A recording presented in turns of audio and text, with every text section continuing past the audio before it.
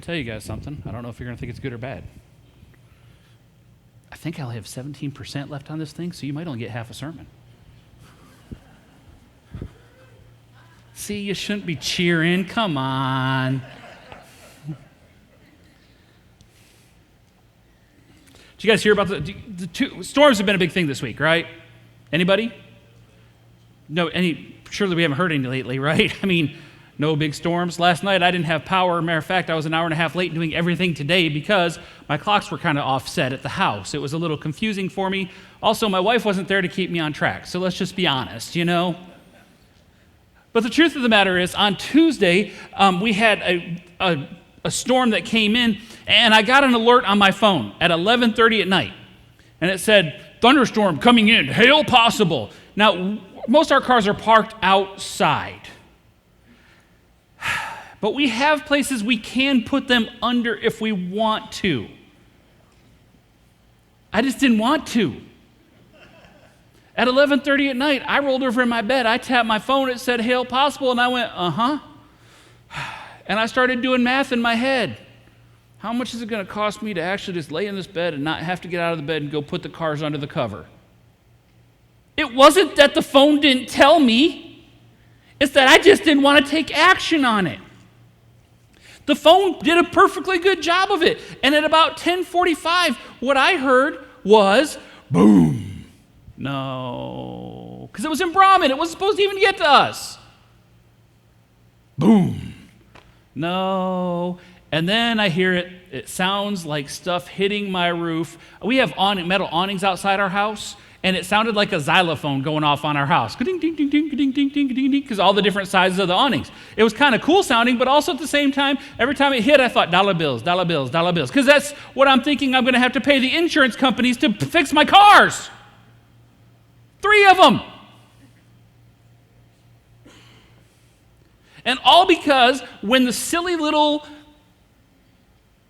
phone app rang, I wasn't willing to get out of bed and go move my car. I did not listen to the person that I had put in charge of watching out for myself. Now, I will tell you this. Last night, I got a text at about 8:30 that said, is my car undercover? And I said, honey, I haven't gotten any alerts yet. And so I started getting images, screenshots of her phone. Is this enough alerts? Yes, I will go put your car undercover right now. And 10 minutes later, she goes, is it? I said, yes. We were good. Because I had somebody who was watching out. She texted me. She let me know. And I immediately went and acted on it. And because I went and acted on it, what I ended up being able to do is protect that vehicle. It's important to have a watchman around. And it's also important to listen to him. Would you pray with me real quick? Father God, we thank you so much for the rain that we've been getting. I know there's some farmers that are having a hard time getting in the field to get their hay or their weed out, Lord, and I pray that as they do, they would find ways for that to come out well and not have a lot of problems with their mechanicals, anything, Lord. For those of us that maybe aren't quite that farmer, I thank you for just giving us the rain. It causes everything to grow, and a green world is a beautiful thing, Lord. I pray that you would continue to be with us this day as we seek into your word and we try to begin to listen to what's going on and prepare ourselves. It's your words, not anyone else's. For it's in your name I pray. Amen. It's important for somebody to tell you when something's happening or something's about to happen. And I love the idea of the watchman at the gate. He is such an important concept. Biblically, the watchman at the gate is used in a lot of places because the watchman is the key to defense. There is nothing you can do unless you have somebody watching the gates ready to protect you as you're going through. In Ezekiel 3:17 through 19, God describes the call of Ezekiel as a watchman. It says, Son of man, I have made you a watchman for the people of Israel, so hear the word I speak and give them warning from me. When I say to a wicked person, you will surely die, and you do not warn them or speak out to dissuade them from their evil ways in order to save their life, that wicked person will die for their sin, and I will hold you accountable for their blood. But if you do warn the wicked person, and they do not turn from their wickedness or from their evil ways, they will die for their sin, but you will have saved yourself. The watchman is important. The watchman is key. The watchman is the one that warns us when something is happening. And so in Jude's letter, as he begins to speak to us, I think it becomes apparent that he is taking a position on the wall of the church. And he is crying a warning that false teachers are here, be warned, because the watchman can see within and without. And as Jude is standing there looking, he is screaming, be warned. I don't think he wanted to write this to us. Look at the first part of verse 3. It says, Jude 1:3, it says, "Dear friends, although I was very eager to write you about the salvation we share." He wanted to write about the salvation we share because that's a happy thing. What makes me sad is people, I'm like, "Are you saved?" And they're like, "Yeah." What? If I just pulled you out of the river and you were head and feet about to drown under, and I said, "Are you saved?" You'd be like, "Yes, thank you so much." But when I ask somebody if they're saved by Jesus, they go, "Yeah, what of it?" Do you guys see a disconnect there? Salvation should be something we're excited to talk about. Salvation should be something we're excited to write about or read about. And the truth of the matter is this: Jude was excited about writing about salvation. He was like, "I wanted to write you a letter about that." The only problem is this: he ended up being convicted to have to write something else. Look at the back half of verse 3. It says, "I felt compelled to write and urge you to contend for the faith that was once for all entrusted to God's holy people." He was compelled to, for all intents and purposes, take a position of a watchman. He didn't have a choice. The watchman cries in the second part of the verse that it is time to ready for battle. We need to get ready because the enemy is here. Jude is convicted to write for those two reasons. And though it is not a physical battlefield he's calling the church to, it is every bit as important to be prepared for those that we must defend against. You guys get that, right? It's a war. It's not a they're in a church over there and we're in a church over here. We like to think that because somebody else was lost or is out there, that they're just a person out there that's lost. You know what? That's a soldier for the enemy. That's not a soldier for the Lord. The scary part is the number of soldiers of the enemy that get into the church and think they're doing good. Prepare for battle, church, because the war is coming. And Jude wants them to prepare. Ephesians 6:12 says this about our war: "For our struggle is not against flesh and blood, but against the rulers, against the authorities, against the powers of this dark world, and against the spiritual forces of evil in the heavenly realms." You won't often see the people that you're fighting against, but they'll be there. You won't often see the things that you're fighting against, but they will be there. You see, in this battle against evil forces directed by the enemy, we must be prepared to contend against those that come against us. He writes that the church must be ready to contend for the faith. When we contend with something or for something, it means to struggle or to assert a position in an argument. Contend means to struggle or assert a position in an argument. Both definitions actually function really well individually here, but actually they both go in tandem really well in this idea too. When he uses contend, he's not just saying contend in one way or another, he's saying contend in both ways. Be prepared to assert your position and also struggle for the faith. While Jude says it well, I think Paul comes in 2 Thessalonians and says it well as well. Says it well also. Deep subjects. He called you to this through our gospel, that you might share in the glory of our Lord Jesus Christ. So then, brothers and sisters, stand firm and hold fast to the teachings we passed on to you, whether by word of mouth or by letter. So then, brothers and sisters, stand firm.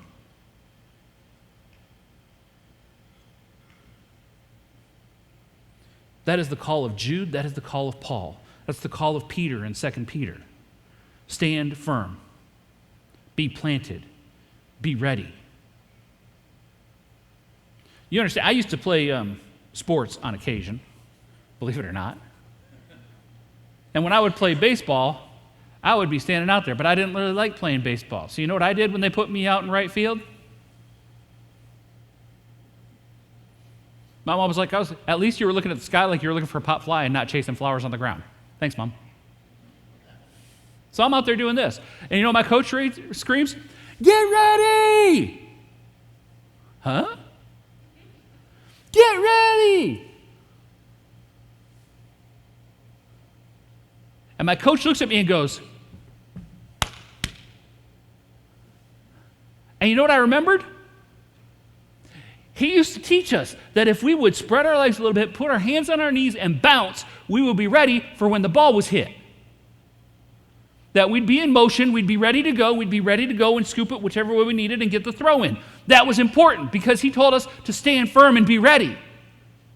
When I'm like this, there's not a whole lot of firmness. When that ball gets hit, it takes me a second or two to get ready. But when I'm like this, my legs are solid.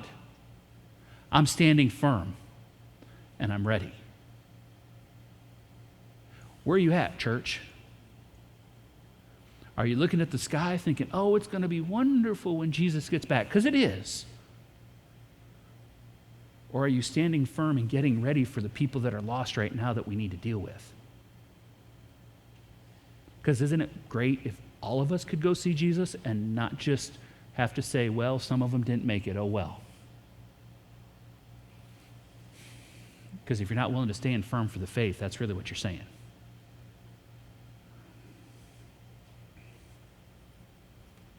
Jude brings this out. He says it is time to contend. We need to contend in love, but we must stand for the gospel.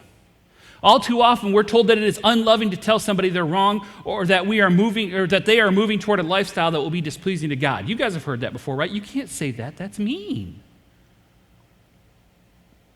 We're taught to tolerate sin in hopes of soothing a sinner's conscience, but that should not be the case, ever. Sin is sin.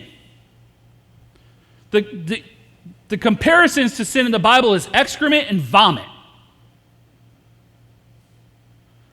Do you guys tolerate that in your house well? I don't. I'm the puke guy, and I don't like doing it. Whenever the kids start to get sick, here's what I hear. Hey, somebody's throwing up. Okay. Because my job is to find the puke, clean the puke, get rid of the puke, and get it out the house. Because my wife doesn't want it in the house, and I don't want it in the house. We don't tolerate it there. Why would we think it's nice to tolerate sin in somebody's life? You might as well go by and throw poop on their house. It's the same thing. We don't like to think of it that way. We don't like to think that tolerating the sin in somebody's life, that's the tolerant, that's the loving way. It's not.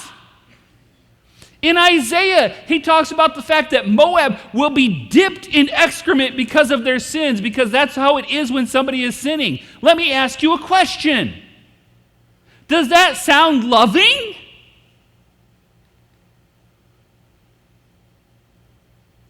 Isn't it more so to pull them out? Isn't it more so to clean them off? Isn't it more so to give them somebody to be accountable to? Isn't it more so to say sin is not right, but Jesus Christ is? And here's how you can get there, because he will clean you up better than anything in the whole wide world can.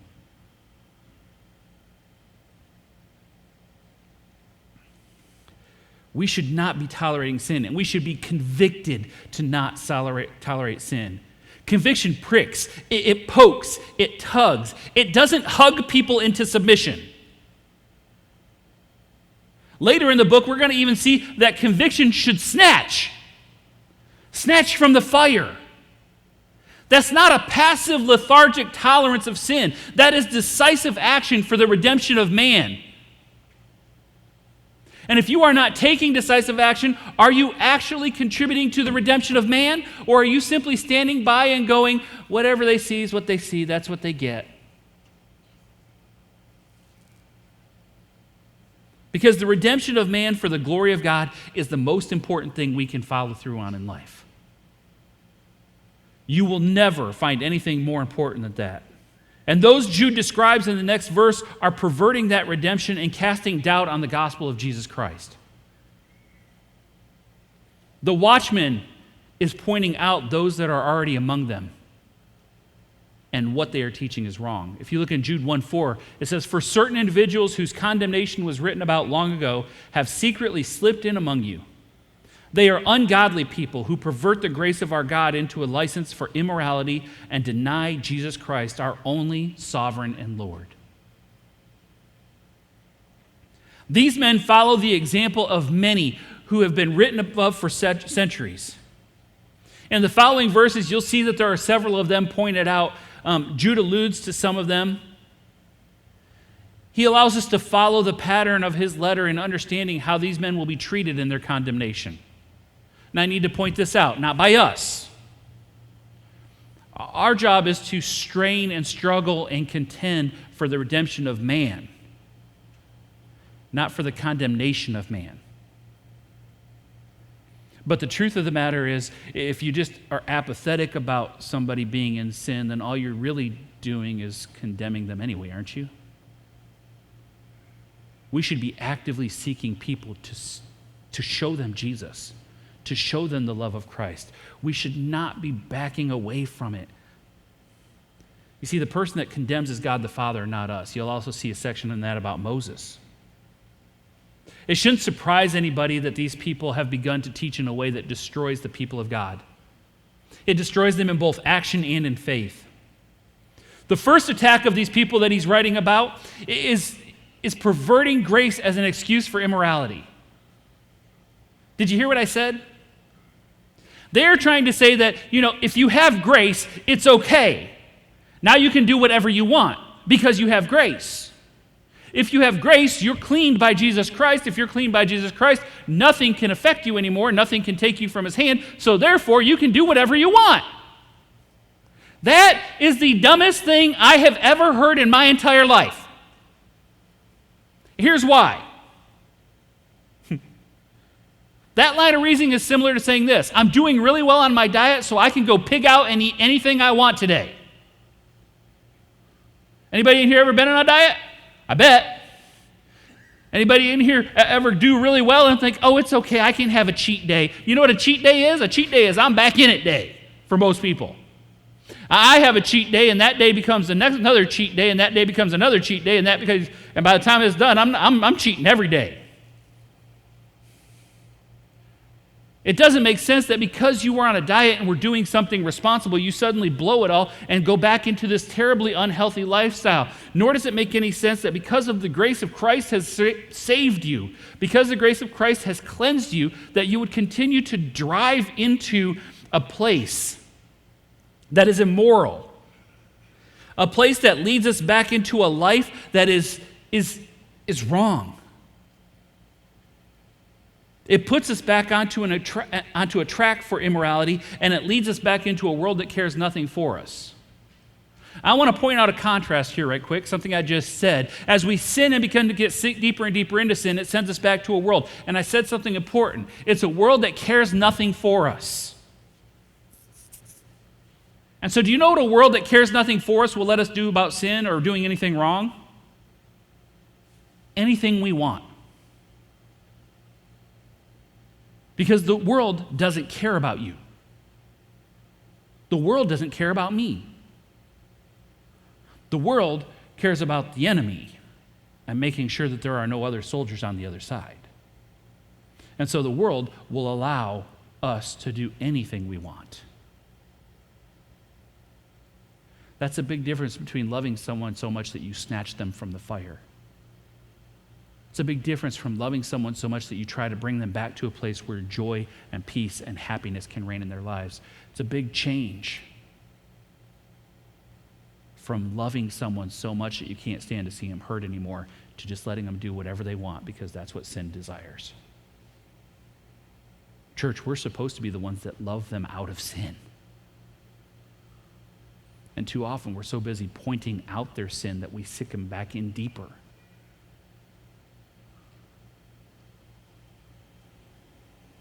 The watchman is calling, and he's warning us about this attack. Because grace is not a license for sin, but a pass card to the responsibility of teaching others. Paul says in 1 Corinthians, I have the right to do anything, That's what you say.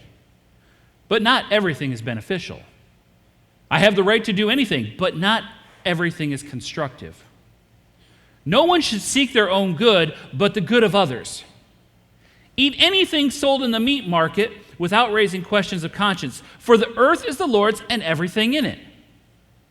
If an unbeliever invites you to a meal and you want to go, eat whatever is put before you without raising questions of conscience. But if someone says to you, this has been offered in sacrifice, then do not eat it, both for the sake of the one who told you and for the sake of conscience. I'm referring to the other person's conscience, not yours. For why is my freedom being judged by another's conscience? If I take part in the meal with thankfulness, why am I denounced because of something I thank God for? If someone offers you a meal that's been offered to an idol, don't go, oh, I can't eat that. It's been offered to an idol. You sinner, what are you doing? Your conscience is clean. You're a free man. But their conscience may not be. And in love, we reach out and explain to them maybe why we don't eat it. This has always been a piece of text that's been hard for a lot of people to work through, but I'm telling you right now, the big thing I take from it always is, I have the right to do anything you say, but not everything is beneficial. I have the right to do anything, but not everything is constructive. Grace run wild is not constructive. It is not helpful. It is not beneficial. Because grace doesn't run wild, but your immorality will. These false teachers attack the relationship of the believer with the temptation of action in blatantly using a gift of God as an action for sin. God said, here's grace. And we accepted grace and we love grace, and grace is what saves us. And the world said, grace saved you, so that means you're saved all the time, right? So why don't you just do this? You see, what these people are doing is they are taking something that God gave us that is beautiful, and they are turning it into something that is sinful. You might find other things in the world might be similar to that. Because one of the things I've heard a lot of lately is this. Well, love is from God.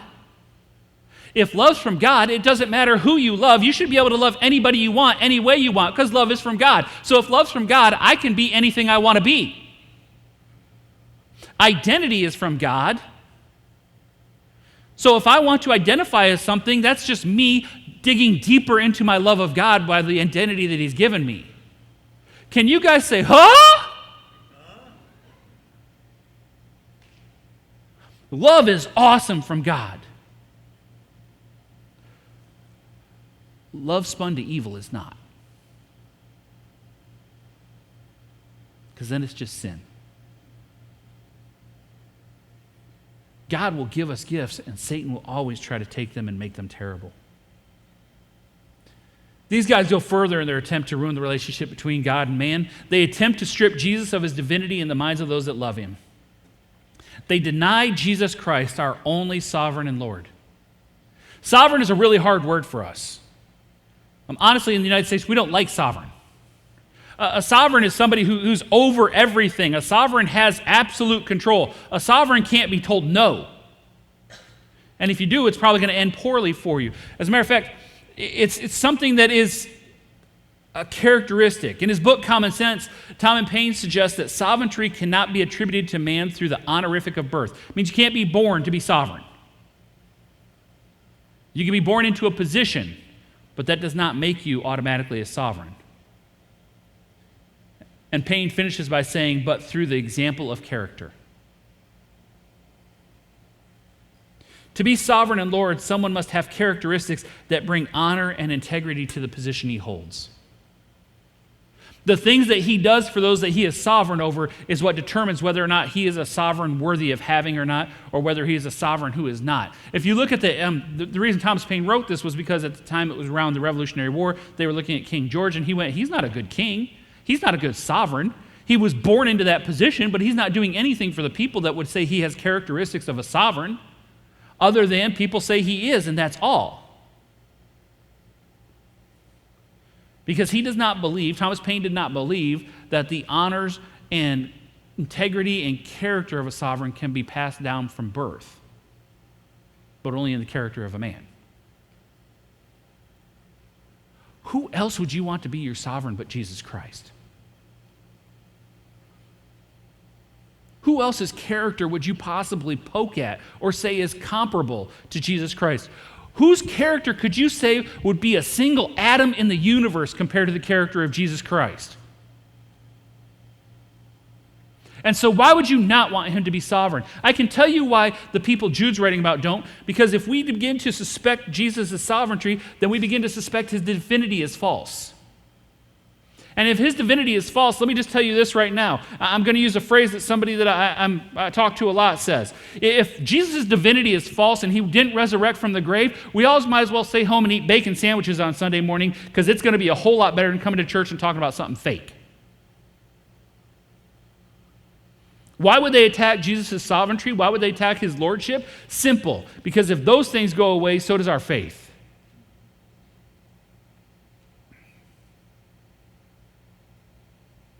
And if our faith goes away, we're lost again.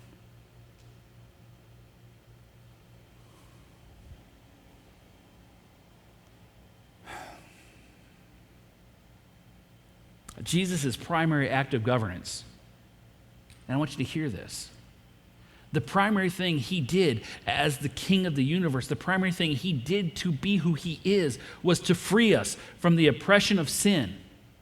He did it by being obedient even unto death. And he drew us into a loving relationship with the king so that he could be the one that mediates between us and God. How is that not characteristics that honor us by his glory? Why would you not want somebody like that to be your sovereign, who cares so much about you that he was obedient to death on a cross to save you? And only if it had been you, he would have done it. I say you a lot from up here, and we get this overreaching effect. I get that. Now shut your eyes for a minute and imagine this. Jesus died for one person. I'm going to say this. He died for one person and not for everybody. He died for you.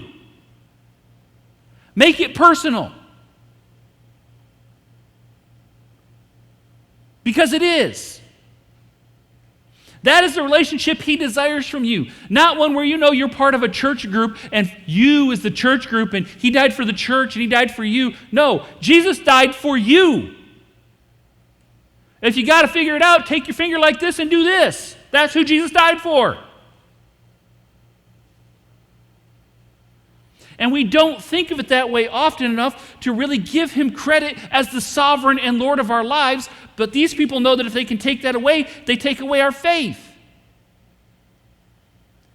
Jesus is the sovereign. Peter says it in Acts 2. He says, I saw the Lord always before me. Because he is at my right hand, I will not be shaken. Therefore, my heart is glad and my tongue rejoices. My body also will rest in hope. Because you will not abandon me to the realm of the dead, you will not let your Holy One see decay. You have made known to me the paths of life. You will fill me with joy in your presence. He talks about Jesus and what Jesus did for us there. Jesus whooped death so you could see God.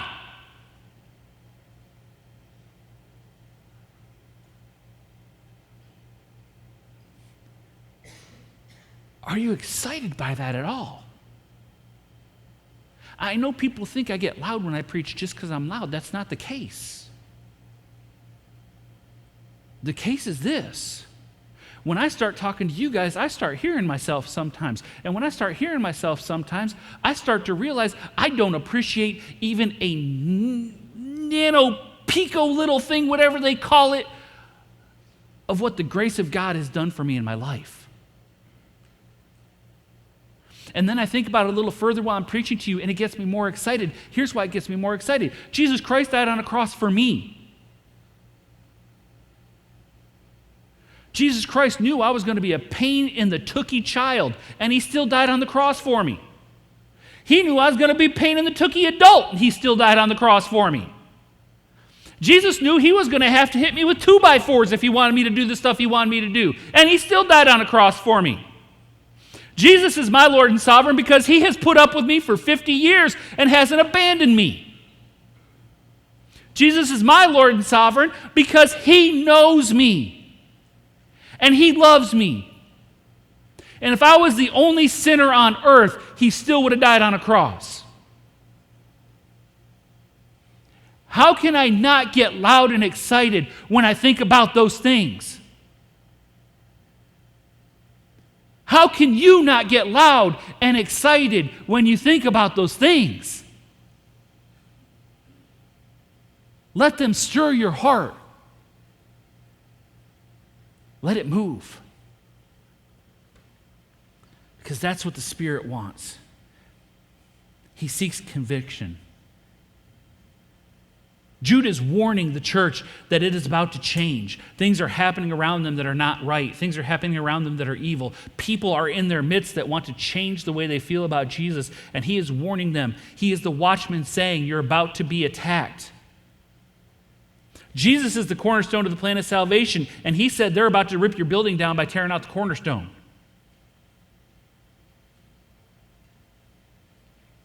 Church, as a watchman, I stand before you and tell you that the threat to our faith has not gone away, but has instead gotten stronger in many ways since the day of Jude.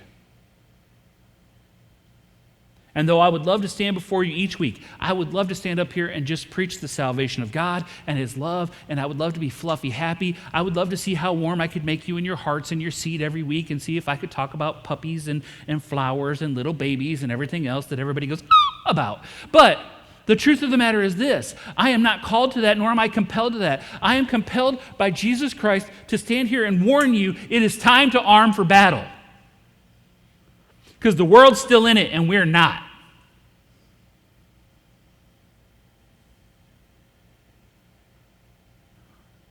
I am up here to tell you this: stand firm in your faith. Be ready. Quit being lackadaisical in your faith. If you think you don't know enough, there's a solution for that. Learn more. If you think you don't give enough, there's a solution for that. Give more. Guys, it's not challenging. It just is. I am compelled to encourage you to stand firm in your faith. To know that there are still out there those who would trade the natural relationship with Jesus as sovereign for the falsehood of independence. See, they would trade Jesus as sovereign for an independence that lets them do whatever they want. And they'll call it religion.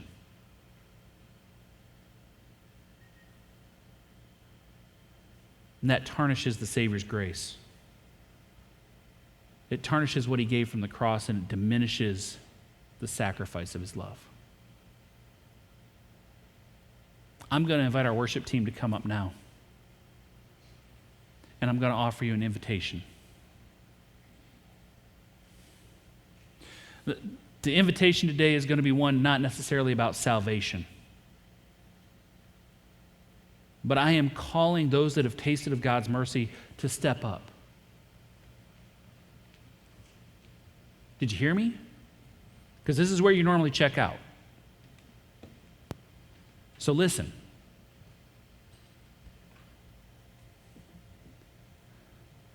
I am calling you to step up and contend for the faith.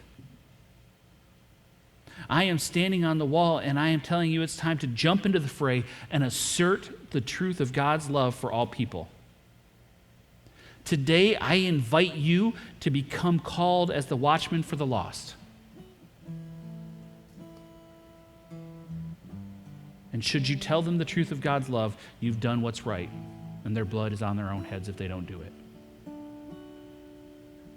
But do you remember what happens if you're a watchman and you don't sound the call? They still die, but it's your fault. Go back and look at Ezekiel. See, all we have to do is show them the love of Christ. The Spirit and Jesus will take it from there.